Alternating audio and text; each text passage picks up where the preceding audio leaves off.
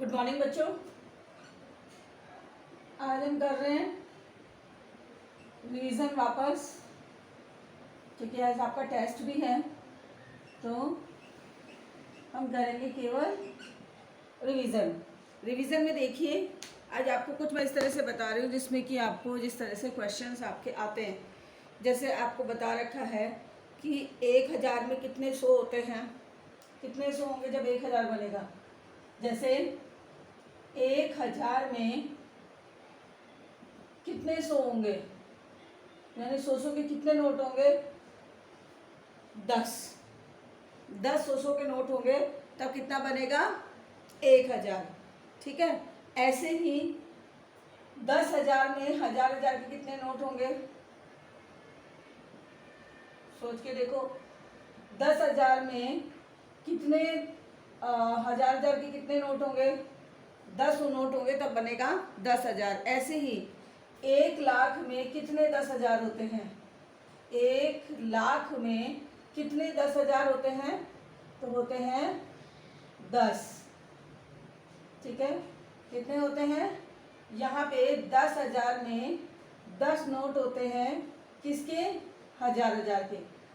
यहाँ पे केवल बोल रहा है नोट की बात है, और वैसे बोले तो 1,00,000 में कितने 1000 होते हैं, तो वो होते हैं 100,000। कितने होते हैं, 100,000। ठीक है, 1,000 में 100 के नोट होते हैं 10, 10,000 में 1000 के नोट होते हैं 10। लेकिन अगर हम बात करें कि 1,00,000 में कितने 1000 होंगे, तो 1,00,000 में होंगे 100,000। ठीक है, अब आ जाओ, ऐसे ही 1 करोड़ में कितने 10 लाख होते हैं, ऐसे ही है 1 करोड़ में कितने 10 लाख होंगे, कितने 10 लाख होंगे, 10 लाख। कितने 10 लाख होंगे, तो आप देखिए कितने होंगे, 10। 1 करोड़ में कितने 10 लाख होंगे, 10। ठीक है,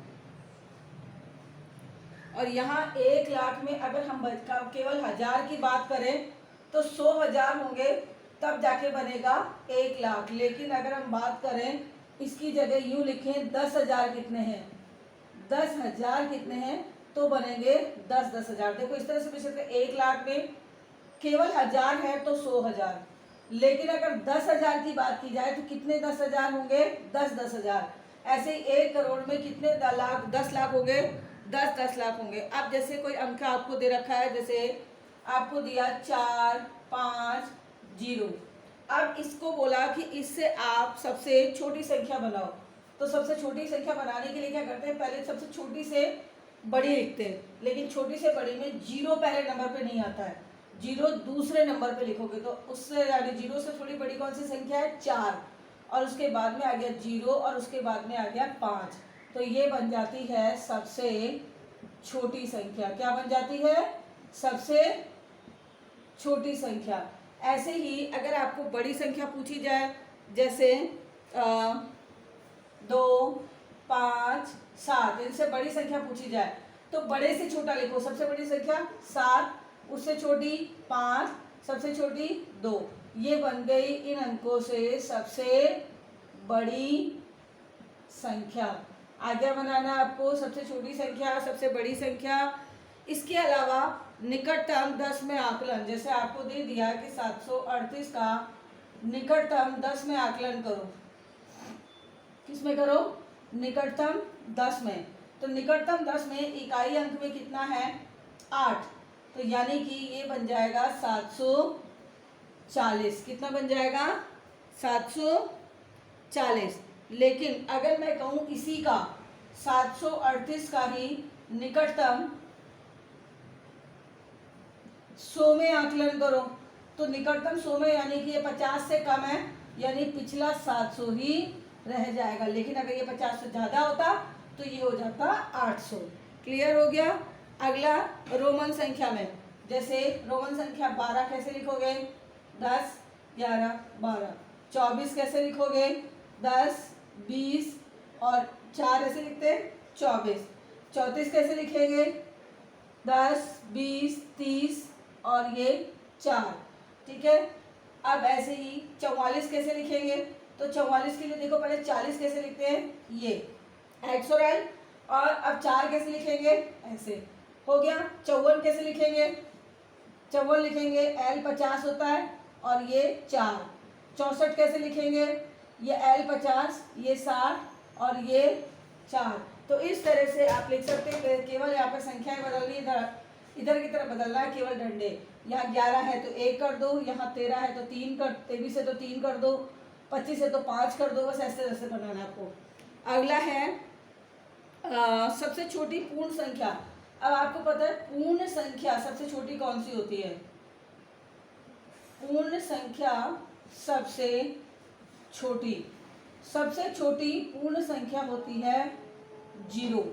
पता आपको कि सबसे छोटी जो पूर्ण संख्या है वो 0 होती है। लेकिन सबसे छोटी प्राकृत संख्या की बात करें तो प्राकृत संख्या 1 से शुरू होता है।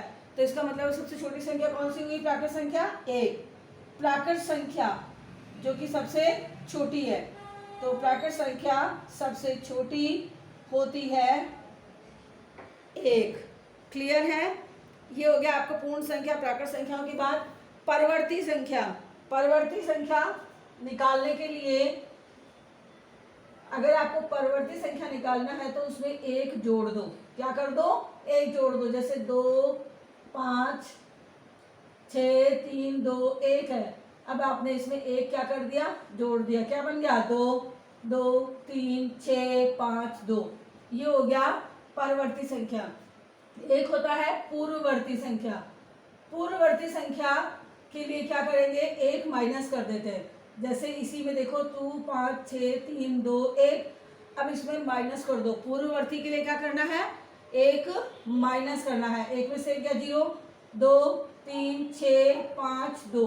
ये हो गई आपकी पूर्ववर्ती संख्या। अगला है पूर्ववर्ती आ गई, आपको परवर्ती संख्या आ गई। उम्मीद आपको आगे देखिए किस तरह का कोई आपको पूछा जाए, मान लो कि 21 से 31 के बीच कितनी पूर्ण संख्या है? तो आपको पता है 21 से 31 के बीच में गिनो जरा। 22, 23, 24, 25, 26, 27, 28, 29, 30। कितनी निकली? 9 निकली।